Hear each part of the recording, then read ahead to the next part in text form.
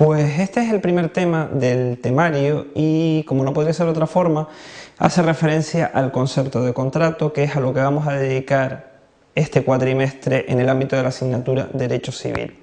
El contrato no deja de ser, en principio, otra cosa que un acuerdo de voluntades en el cual una serie de personas deciden ponerse de acuerdo y obligarse mutuamente entre ellas a realizar determinado tipo de comportamientos. En un contrato, ambas personas son a la vez acreedoras y deudoras. Por ejemplo, en un contrato de compraventa, el comprador tiene derecho a exigir del vendedor la entrega de la cosa adquirida, en tanto que el vendedor tiene derecho a exigir del comprador el pago del precio. El derecho de cada uno es la obligación del otro. El comprador tiene la obligación de pagar el precio, el vendedor tiene la obligación de entregar la cosa. Básicamente, el contrato, entendido como ese acto de voluntad de dos o más personas, es una de las principales fuentes de las obligaciones jurídicas. Primero, porque lo plantea el artículo 1089 del Código Civil, es una de las fuentes junto con los delitos, cuasicontratos y la propia ley. El artículo 1091, cuando plantea que las obligaciones que surgen de los contratos tienen fuerza de ley entre las partes, es decir, son de imperativo cumplimiento. Y por último, el artículo 1254 del Código, que plantea que el contrato, al menos en su visión tradicional, es un acto de voluntad. Es decir, la idea es que el contrato, en esa idea clásica que tenían en el siglo XIX, que provenía un poco del derecho romano, está en que el contrato es lo que quieran las partes que sean. Eso era entonces, pero ¿y ahora? En el ámbito de la evolución podemos ver que en el derecho romano no existe un concepto general de contrato, o sea, esa conceptualización del contrato es un acuerdo de voluntades, sino que básicamente existe ese o aquel acuerdo al cual las leyes romanas, o mejor dicho el derecho romano, dan la consideración de creador de obligaciones.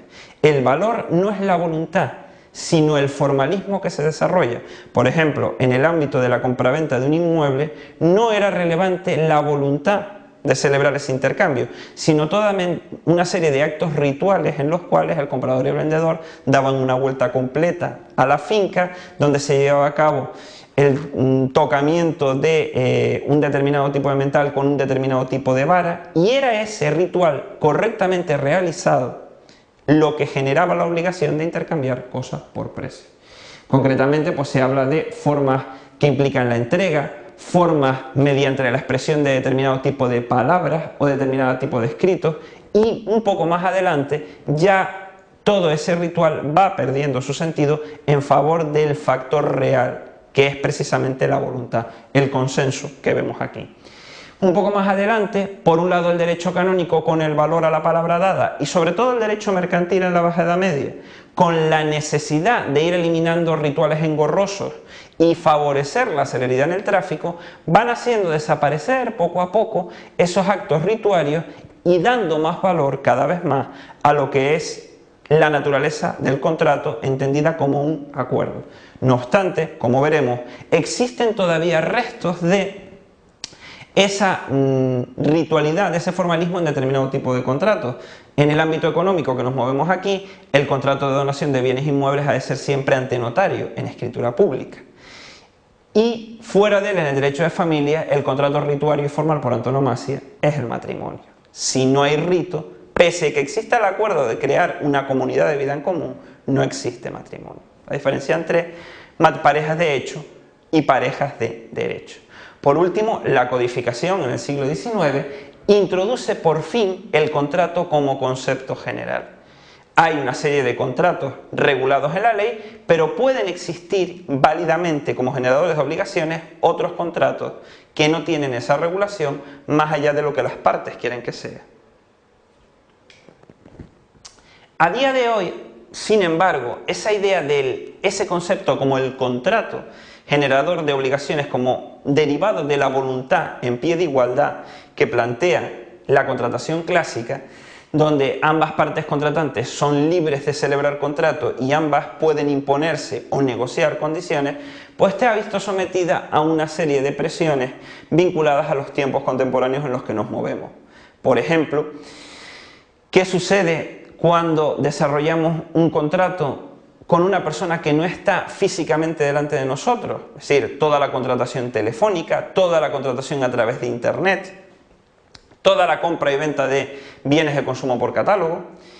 ¿Qué sucede cuando nos encontramos que una de las partes es la única o una de las pocas que puede prestar determinados servicios? ¿Podemos hablarle en pie de igualdad a la compañía telefónica para decirle cómo queremos que sea nuestra tarificación? ¿O nos vemos sometidos a una oferta muy concreta en el cual solamente queda tomar o dejar? ¿O qué sucede cuando esas pocas compañías, como por ejemplo en el caso de las compañías aéreas, implícitamente hacen un acuerdo para subir todas al mismo tiempo y en el mismo valor las tarifas de los billetes de avión? En esos casos vemos que nuestra teórica libertad desaparece por la inexistente igualdad. Si yo quiero mi teléfono móvil, tengo que pasar por el aro. Si yo quiero viajar a la península, yo tengo que pasar por el aro. Entonces, ¿dónde está mi voluntad? Sobre todo cuando incluso hay casos en los cuales es la propia ley la que a mí me impone el tener que llevar a cabo contratos. Yo no puedo circular con un coche por la carretera si no tengo mi contrato de seguro. Es por ello por lo cual se ha llegado a hablar de la crisis del contrato clásico y empezamos a ver contratos en los cuales, para proteger a la parte más débil, se establecen limitaciones a esa libertad de actuación. Es decir, para evitar esa especie de apisonadora que supone la posición predominante, pues hay ciertas cosas en las cuales ni a mí se me pueden imponer como consumidor, ni yo puedo renunciar a ellas. Buena parte de esa situación viene dada por nuestra pertenencia a la Unión Europea. Muchas de las normas que en los últimos años han planteado regular fuera del Código Civil la situación y la naturaleza jurídica del concepto de contrato han venido dadas por normas de naturaleza comunitaria, reglamentos y directivas cuya finalidad era armonizar en el ámbito de la Unión Europea un mínimo de protección para todos los consumidores en materias como las que ven aquí, y que principalmente pues, van desde créditos al consumo hasta, por ejemplo, viajes combinados, pasando por el célebre timesharing o multipropiedad tan popular aquí en Canarias. Aquí tenemos las directivas y aquí tenemos una parte de la legislación española que ha traspuesto la normativa comunitaria al derecho interno. Hay que tener en cuenta que esta normativa se sitúa como norma especial o delante de o al lado del Código Civil, con lo cual es fundamental y esencial recordar que hay vida más allá del Código Civil de 1889 en materia de contratos. No hay que olvidar nunca la legislación de carácter especial. De hecho, tal es así que hay quien ha planteado la necesidad de volver a codificar el derecho de contratos incorporando al Código Civil esta legislación especial, que en muchos casos se aplica más que la legislación clásica. Esto es una propuesta de lege ferenda, es decir, para reformar la ley de cara al futuro, pero de momento seguimos con un código y un cuerpo de leyes especiales. ¿Cómo se plantea la incidencia de este derecho especial respecto del código? Pues regulando y tratando cuestiones que originariamente no existían. Por ejemplo, para el código las obligaciones existen desde que hay acuerdo de voluntades. No se plantea qué sucede antes. Muy bien, pues ahora tenemos un tratamiento de los llamados tratos preliminares. ¿Qué sucede con la publicidad? ¿Qué pasa cuando la publicidad es engañosa? Nos encontramos pulseritas electromagnéticas o tiras de goma que son reguladoras del equilibrio, o imanadores de agua o pitiras magnéticas, por citar 4 ejemplos de contratación de compra y venta de bienes a través de catálogo. ¿Qué sucede cuando se demuestra que una persona compra algo de eso pensando que tiene esas virtudes terapéuticas y simplemente lo que ha comprado es pues, un pedazo de plástico un poco caro? También, por ejemplo, durante ese periodo de negociaciones previos, es decir, ¿qué sucede cuando una de las partes, la que quiere prestar el servicio, realiza técnicas de lo que podemos llamar mercadotecnia agresiva? Eso de compre ahora, mañana será tarde, se arrepentirá, o incluso en algunos casos no saldrá usted de aquí sin haber firmado el contrato. ¿Qué sucede además cuando resulta que para poder acceder a ese servicio yo he aceptado financiarlo, es decir, aceptar un contrato de préstamo donde la entidad prestamista adelanta el dinero y luego soy yo quien tiene que devolvérselo? Piénsense en el caso de Opening, donde mucha gente celebró esos préstamos, celebró esos contratos de préstamo y luego se quedó sin el curso de inglés porque Opening cerró, pero con unas entidades financieras que decían: a nosotros se nos debe un dinero, lo hemos adelantado, usted es el prestatario, usted tiene que devolver con los consabidos intereses. Y luego, ¿qué sucede cuando nos encontramos con cláusulas de adhesión o cláusulas tipo? ¿Qué sucede cuando un determinado tipo de tarjeta de crédito, cuya publicidad podemos encontrar en muchos aeropuertos, se nos dice que la compañía podrá cambiar las condiciones de esta tarjeta, cuando, cómo y donde quiera? ¿Eso es lógico? ¿Es lógico que un contrato quede al albur de lo que impone una de las partes? Pues esas son cuestiones que se tratan en el derecho de los consumidores. También hay un apartado especial relativo a toda la contratación automática, por ejemplo, las célebres máquinas de compra y venta de bonos en las distintas estaciones de tranvía, o la contratación de carácter electrónico, por ejemplo, a través de telefonía, de fax, sobre todo de correo electrónico, en redes abiertas y cerradas, a través directamente de formularios en Internet. Todo eso también tiene una regulación particular que ha cambiado las reglas de un código civil donde el único avance técnico que existía era la carta manuscrita.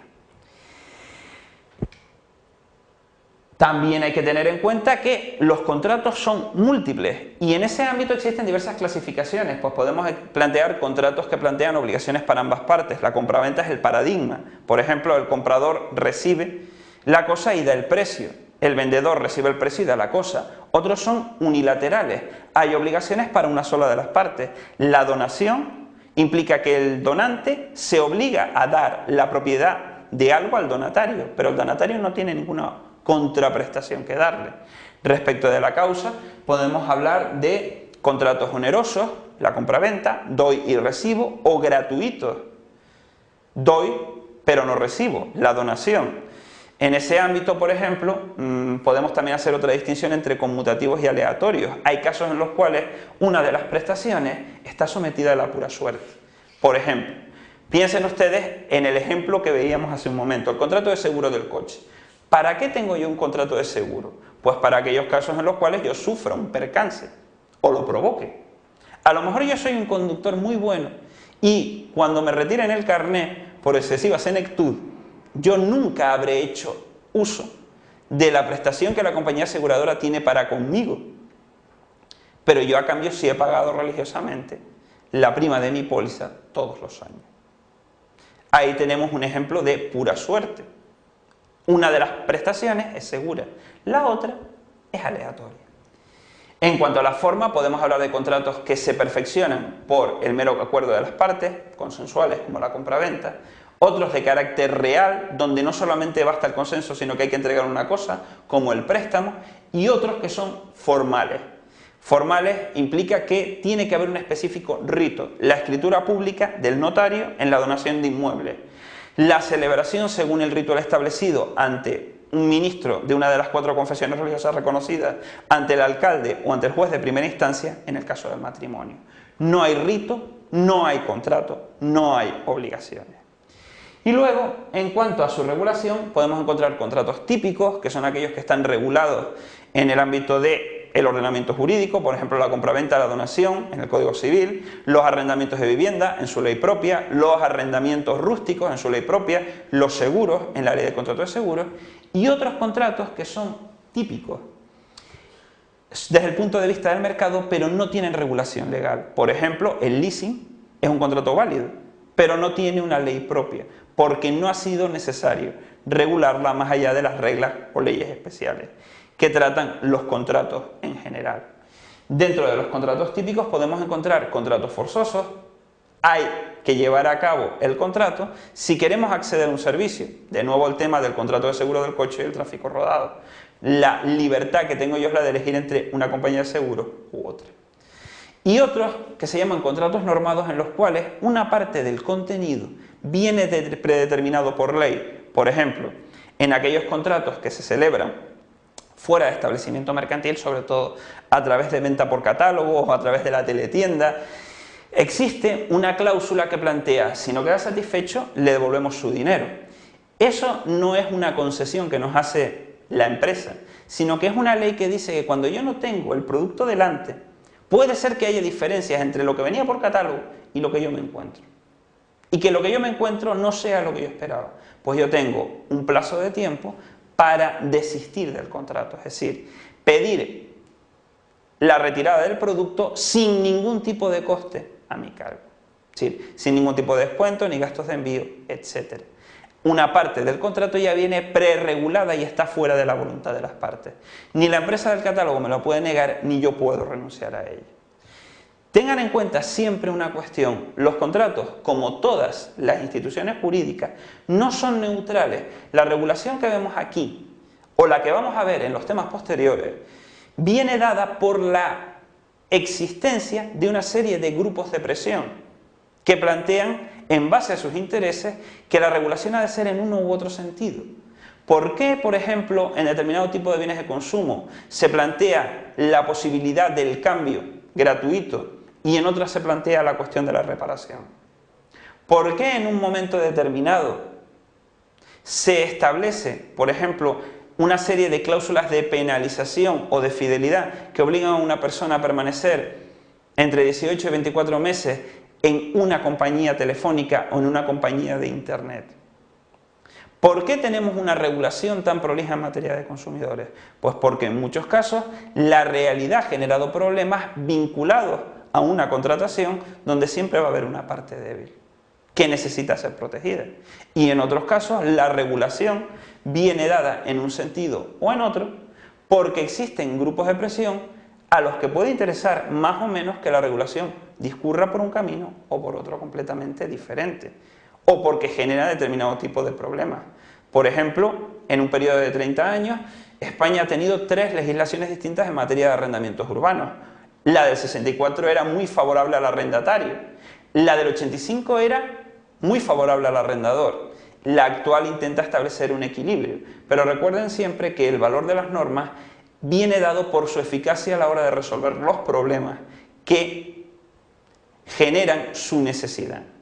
Nunca un problema está resuelto por el hecho de haber legislado, sino porque la ley se aplica y el problema se reduce, desaparece o, lo que suele ser más habitual, muta en un problema distinto. Muchas gracias.